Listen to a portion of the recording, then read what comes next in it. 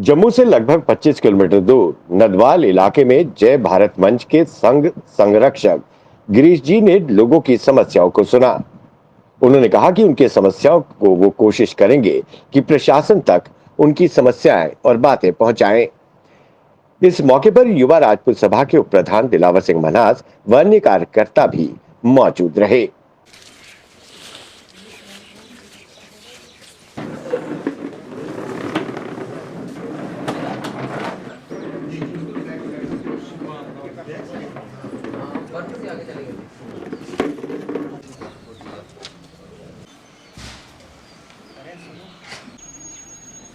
अपने अपने इष्ट को याद करते हुए वो प्रार्थना करेंगे।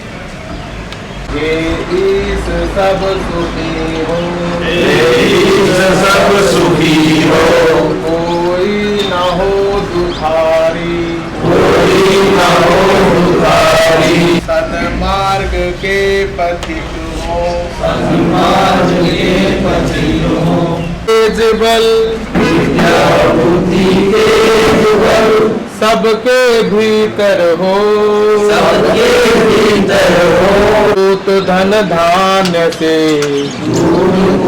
धन से वंचित रहे न को,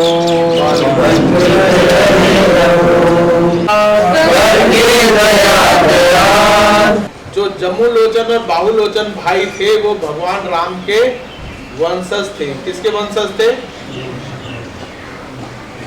और जब वो जम्मू की धरती पर शिकार खेलने के लिए आए तो उनकी इच्छा शिकार खेलने के लिए नहीं हुई। यानी शिकार खेलने के लिए आए लेकिन शिकार खेलने की इच्छा नहीं हुई। और जम्मू शहर में जो तालाब है जिसको हम खटी का तालाब कहते हैं, कौन सा तालाब कहते हैं, वहां वो बैठे तो बैठते उन्होंने देखा कि एक बकरी और शेर एक साथ अपनी हिंसा छोड़ के, एक ने अपनी हिंसा छोड़ दी शेर ने और दूसरी बकरी ने अपना डर छोड़ दिया और दोनों एक साथ पानी पी रहे। वो दृश्य, वो अहिंसा का भाव यहाँ किसके कारण से आया अगर हम समझेंगे तो हम सब लोग जम्मू शहर जाते हैं तो वहां जामवंत जी की गुफा है। किनकी गुफा है? जामवंत जी। और जामवंत जी कौन थे? रामायण में भगवान राम का साथ देने वाले सुग्रीव थे, हनुमान जी थे और तीसरे कौन प्रमुख थे? जामवंत जी। जामवंत जी की वो तपस्या स्थली है। ये जो जम्मू की धरती है ये जामवंत जी की क्या है?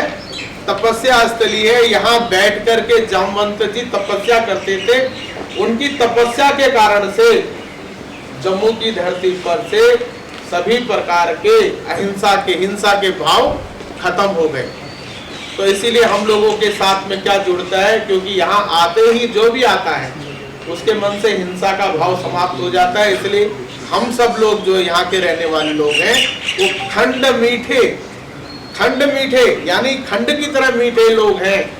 ऐसा हम सबके साथ जुड़ा हुआ, क्योंकि हम किसी के प्रति भी हिंसा का भाव नहीं रखते। हमारे पास जो हम तो सभी मतलब ऑलमोस्ट सारे सरकारी ज़मीन नहीं लगाते हैं, तो सर प्लीज़ उनका थोड़ा हल करिए। कंडी बेल्ट में द्रास में हमारे जहां आप हमारे गांव में आए, आपका तहे दिल से और इन लोगों की तरफ से बहुत बहुत शुक्रिया पूरी टीम का और सरकर्ता जनाब का। लेकिन सर हमें एक प्रॉब्लम जहां बहुत बड़ी प्रॉब्लम है, जहां जितनी मकान, कोठियां, छोटियां, कच्चियां, पक्कियां जो भी हैं, जितनी जमीन है जहां, ये सारी सरकार की जमीन है। और सर ये 100 साल का इनका कब्जा है सभी लोगों का। कोई बंदा होगा जिसके पास कोई 2 कनाल या 1 कनाल या 5 मरले या 10 मरले होगी। मैक्सिमम हमारी पंचायत गैंग है और ब्लॉक बलवाल में 80% से ऊपर जो है सरकार है। आज नदवाल गांव जो कि जम्मू के ग्रामीण ज़िले का हिस्सा है, यहाँ आने का मौका मिला और जानकारी मिली कि ये गांव 100 साल पुराना है और इस गांव के जो निवासी हैं वो अपनी ज़मीनों के बारे में अपने घरों के बारे में चिंतित हैं, क्योंकि ये ज़मीन स्टेट लैंड ने अपनी बताई है। मेरा ये मानना है कि जो लोग इतने वर्षों से यहाँ रह रहे हैं, खेती कर रहे हैं, इस धरती की संभाल कर रहे हैं, उन सब का हक पहले बनता है इस पर, और स्टेट का बाद में बनता है। अगर स्टेट के पास भी अगर ये ज़मीन आ रही है तो भी स्टेट के अफसरों से निवेदन है कि वो यहाँ पहुँच कर के और इसका उचित हल निकालें, क्योंकि यहाँ गवर्नर राज है। तो गवर्नर मनोज सिन्हा जी से भी निवेदन है कि इस ओर विशेष रूप से ध्यान दे करके करें। जिस तरीके से हमने जो लोग पाकिस्तान के कब्ज़े वाले जम्मू कश्मीर में चले गए हैं लोग, और उनकी धरती को संभाल के रखा हुआ है एक कानून बना करके, तो यहाँ इस धरती पे जो लोग रह रहे हैं, इतने वर्षों से रह रहे हैं, इस धरती को संवार रहे और बना रहे हैं, लगातार इसकी इज्जत को बढ़ा रहे हैं, उनके बारे में भी सोच करके और तुरंत न्याय किया जाए।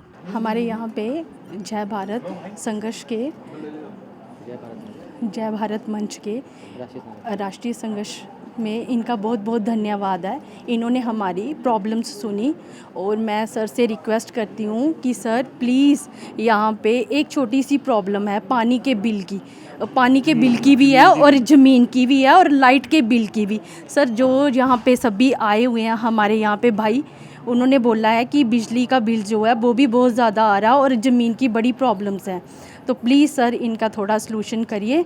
फर्स्ट प्रॉब्लम हमारी है ज़मीन के बारे में, जो बताया है कि हमारी जो ज़मीनें हैं गवर्नमेंट के अंडर जा रही हैं, कुछ सरकार महकमा जो है कि वो ले रहा।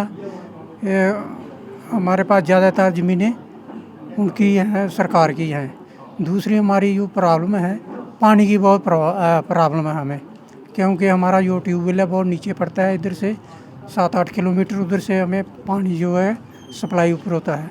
कभी बिजली रहती है, कभी नहीं रहती है, पानी की बहुत प्रॉब्लम है। For more updates, do subscribe our YouTube channel and don't forget to hit the bell notification icon. And if you are watching this video on Facebook, do follow our Facebook page.